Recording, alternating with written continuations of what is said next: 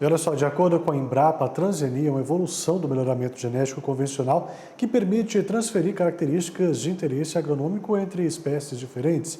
Mas mesmo com todas as suas vantagens, o tema ainda é pouco debatido aqui no Brasil ou quando tem debate, gera muitas controvérsias. Quem vai conversar comigo sobre esse assunto é o professor emérito da FGV e ex-presidente da Agricultura, ex-ministro da Agricultura, o nosso querido Roberto Rodrigues. Seja muito bem-vindo, ministro, sempre muito bom recebê-lo por aqui. Por que a transgenia ainda é um bicho de sete cabeças para muitos aqui no Brasil, hein? Boa noite. Boa noite, Thiago. Acho que tem umas duas cabeças só, eu acho que é cabeça, não. Mas já teve no passado, foi uma coisa complicada. Eu assumi o Ministério da Agricultura em janeiro de 2003 e já tinha no Brasil, naquela época, uns 10% de área com transgenia no sul do país, né? E era proibido por lei, não podia plantar transgênico. Então, mas tinha 10% de área plantada, então tinha que resolver aquele assunto. E levei ao governo a necessidade de comercializar aquela produção. E para isso fizemos uma MP, permitiu a comercialização daquela safra, mas com uma condição: os produtores que tinham plantado aquela safra transgênica proibida, era uma soja que vinha da Argentina, contrabandeada, uma soja Maradona, né? Tinham que assinar um documento, um termo de ajuste de conduta, se comprometendo a não guardar a semente para plantar no ano seguinte. Para evitar isso, que era uma coisa natural, como o transgênico tinha uma vantagem enorme econômica e tecnológica sobre a semente convencional, os produtores iam fazer isso. Então, tinha que fazer uma lei logo, rapidamente, para que na estação seguinte as coisas corressem mais tranquilamente.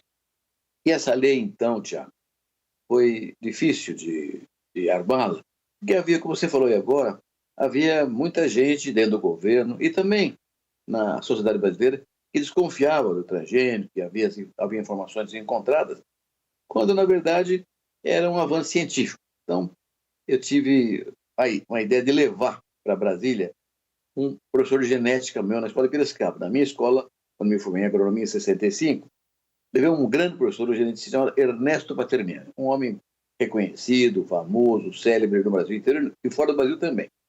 E o Paterniani mostrou a gente do governo, a gente do parlamento, a técnicos de várias áreas, que a transgenia era um avanço tecnológico, como tinha sido anos antes o milho híbrido também. Então, isso acabou convencendo o parlamento a buscar uma lei nessa direção.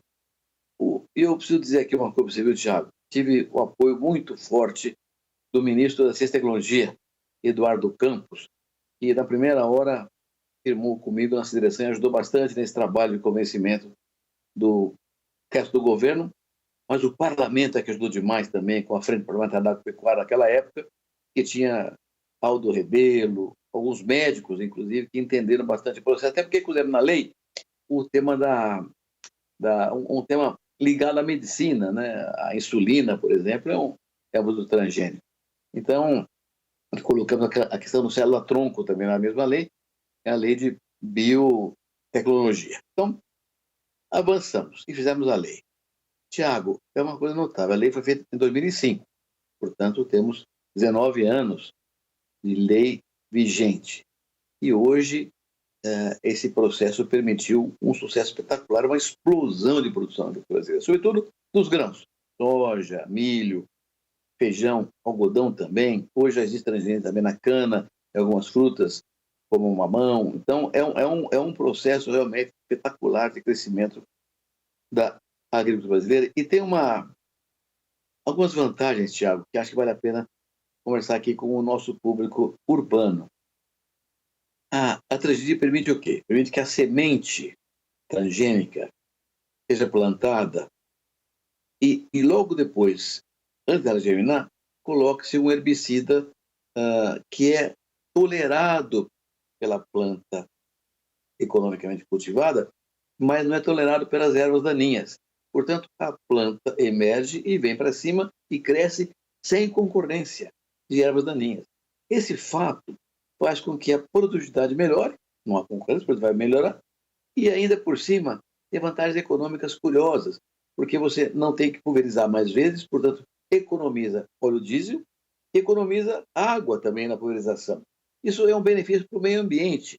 Então, além de ter vantagens econômicas, tem vantagens ambientais que são importantíssimas. E isso permitiu saltos espetaculares, porque nós estamos exportando. Você vê, no ano passado, 166 bilhões de dólares exportados ao agronegócio brasileiro. E no ano de 2000, foram só 20 bilhões. Então, são saltos maravilhosos e a transgenia tem um papel central nisso. Tiago, só que eu vou falar uma coisa para você que acho que é relevante. Isso mostra que o produtor rural brasileiro é corajoso, é vigoroso e uma tecnologia que traz vantagens econômicas, técnicas, ambientais, é rapidamente incorporada e se transforma numa quase que normalidade no país. Professor, agora nós temos aí essa questão dos transgênicos nas principais culturas aqui do nosso país, soja, milho, feijão, algodão, entrando também na cana-de-açúcar. Lá atrás, quando o senhor fez todo esse retrospecto para a gente, a preocupação maior era com a saúde.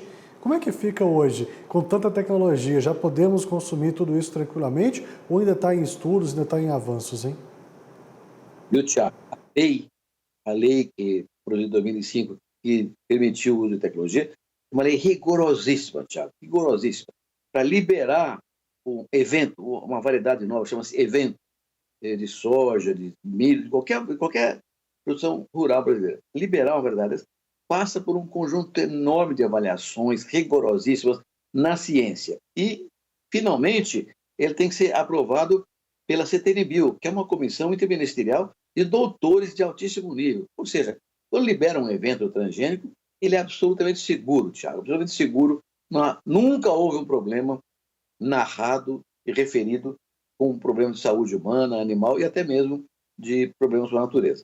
Obviamente, ela implica certas atitudes. Por exemplo, você não pode misturar o transgênico com o não transgênico, porque hoje o mercado, inclusive, faz um diferencial entre transgênico e não transgênico. Então tem que ter certos cuidados. Mas do ponto de vista de saúde pública, ambiental e animal, nunca houve nenhum problema referido.